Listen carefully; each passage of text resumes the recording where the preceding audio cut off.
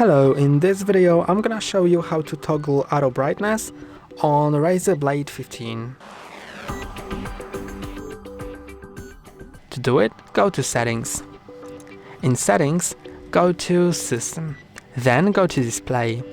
Now you can see the brightness here. When you click on this arrow, you get this change brightness based on content. So it's not gonna use any light sensor because you don't have a light sensor here, but it's gonna look what the content is being displayed on your display, and then it's gonna change the brightness based on the content. So you can set it to off, always, or on battery only.